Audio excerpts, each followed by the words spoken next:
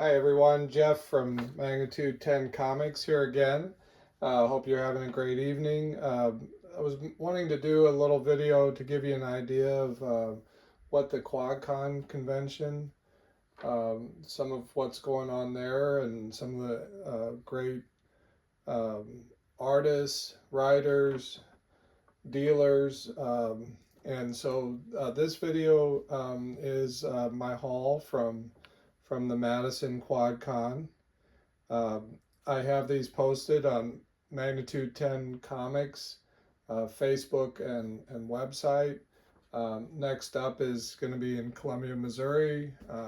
My hometown is Ashland, but Columbia is the home of University of Missouri, and it's on I-70 here in mid-Missouri, and we're going to be at the mall. But this was last month in Madison, Wisconsin at the Easttown Mall, and just want to give you a taste and an idea of what goes on there.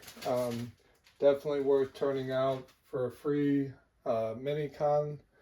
John and his wife do a great job. The name came from the Quad Cities, and I'm still learning that. That's, I believe, like Davenport and Moline up there in northeast Iowa kind of area. There's four cities up there, Davenport.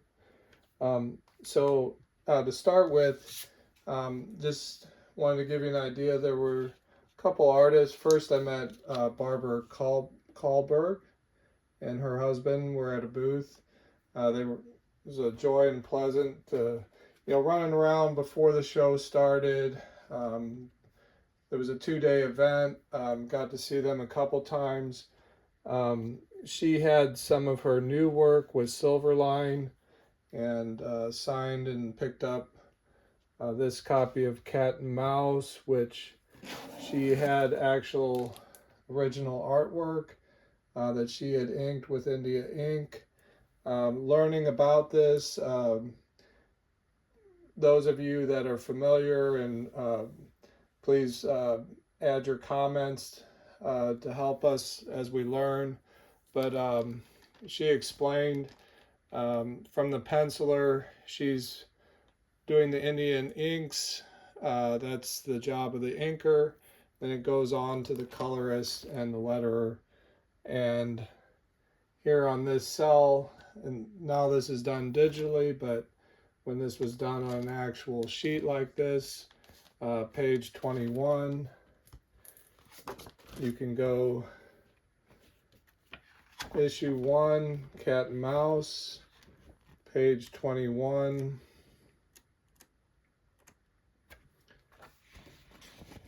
And there is the printed page in the comic book to match this artwork. Try and get these in the field of view here. So I like this scene. I was a big fan of I'm to this day a fan of Dungeons and Dragons. I like, she's basically dropping the portcullis. He hears it, runs, makes it under the portcullis, and then the enforcer is waiting for him. And this was a story about human trafficking in New Orleans. Of course, just walking up at her booth, come back to these items here in a minute. She was offering these for $5, and picked up some of her projects here. And of course, this cover really caught my idea, and she had a full size poster of it. But just think the color. So apparently this was something that other people had also liked enough to do a poster. And so I got a little run of Divinity to check out, and this was the foil edition. Then on day 2, she had mentioned, I didn't have time until Sunday, but Mark Stegbauer, one of her colleagues that she's worked with, he was down the row, and also an inker on some of these. Picked up a cool cover that he signed for me. I'm not quite sure if that's like cosplay art, or some of the quality of these covers and art is just amazing. So looking forward to checking that out. I like those kind of crime and 40s kind of settings. Didn't realize, of course, there he was. This was one of the books he worked on. So he was very gracious, signed a copy for me. I think that was something like $10 he was asking. Okay, and then realized that Barbara had worked on the Ultraverse. So here she was on Mantra with Mike Barr. The guest inker was her credit here, and got to hear an interesting story. For those of you, a lot of you have probably seen these. They tend to float around the dollar bins, oh, I'm sorry. The Rune, the vampire that Barry Windsor Smith, that was one character, and then the Ultraverse kind of grew. Marvel bought him out. So Barbara had some interesting stories to tell about those times, and how they had one crossover event with George Perez after Marvel bought him, and then that was it. No more Ultraverse or Ultraverse characters. Okay, moving on. So I took some notes, and it looks like on the way up there, I stopped at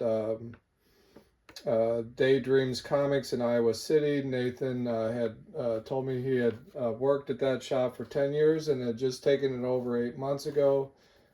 Picked up some newsstand Absolute Wonder Woman and a graded copy of the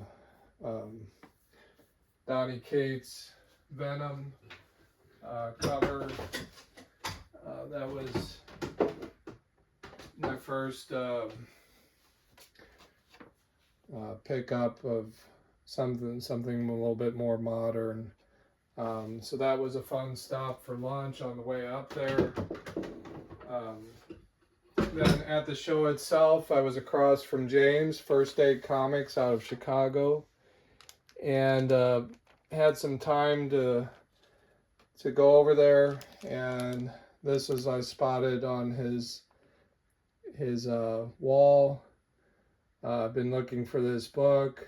Had it at a very great price. I think he was asking somewhere in the ballpark of $200. We kind of worked a deal, and I'm just a fan of some of the 60s and Silver Age good girl art. In this case, it's not just any girlfriend, it's Lois Lane, and there is a centaur there with a demon in the bottle. Picked these up from James at First Aid Comics. Hope to see him again at one of the QuadCon shows. Then Jim Tyne out of Illinois, kind of older gentleman, and his wife were there. Had some real similar taste, and hopefully I'll run through these. But a nice old Dell 10 center Lone Ranger that, as a child, it's some nostalgia. Remember loving watching that show. Mad About Millie 16, low grade, but hey, it was a great pickup. I've been slowly kind of picking these up. I know it's not of great value in the collector world, but I love the artwork and the Archie style And from what Sean at Pop Comics was telling me on his YouTube, I guess this artist actually came over from the Archie's group, and that kind of history and learning that's very fun. Seeing the fashion. This was an interesting book that he had. So this is an example for me. You know, I'm still learning. Apparently, Blue Beetle, Peacemaker, along with a couple other heroes, were owned by Charlton Comics. So this was an early 60s appearance of Blue Beetle, and kind of something that's not run of the mill. I actually had picked this up out of a dollar box, and then Jim had another Innovations comic. They're not related, but just, you know, fun stuff. What catches your eye, something about it. It's a little different. Fun, can be fun to read. Just a random walk. My nephew's into Doctor Who, so and I learn and enjoy comics, so rather than watching the show, then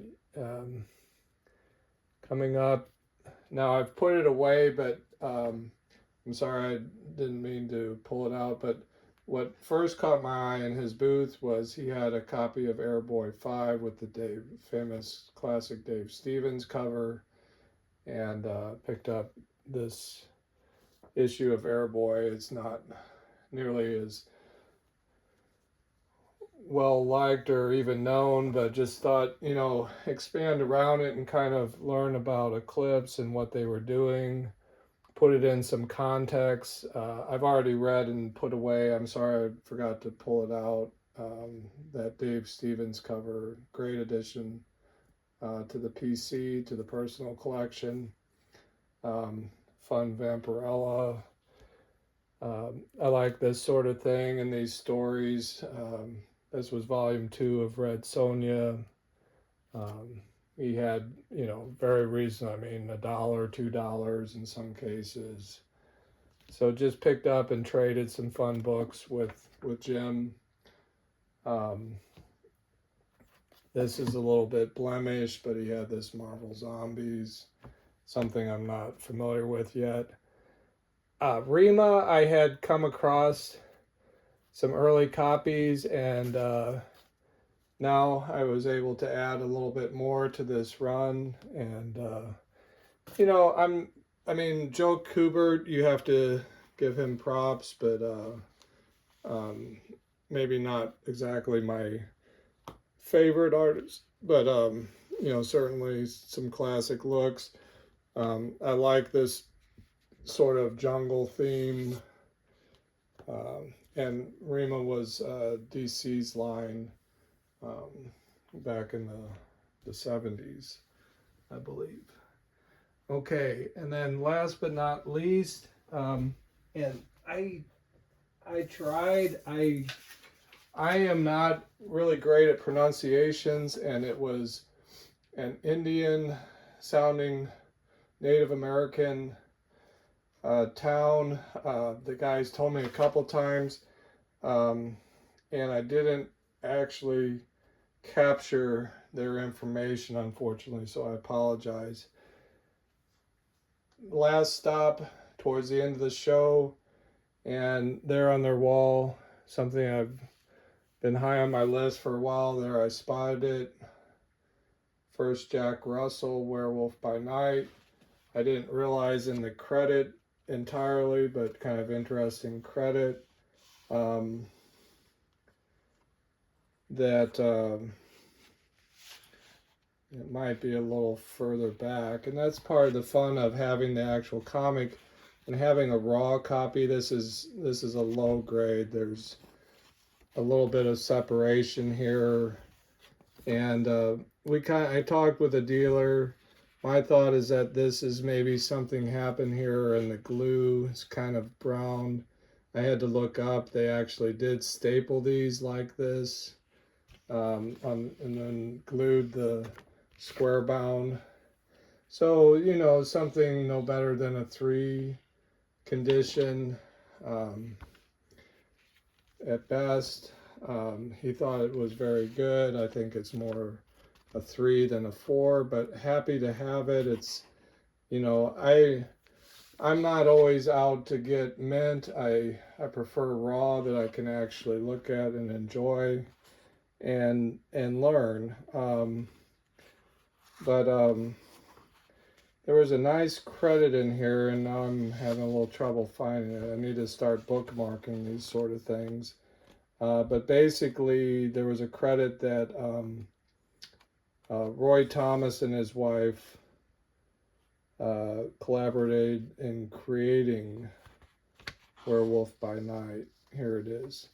Conceived and plotted by Roy and Jeannie Thomas. So I'm assuming here again is where I'm saying I'm learning. Jeannie must have been his wife, I assume. You know, Jerry Conway, Mike Plug is the famous artist on this book.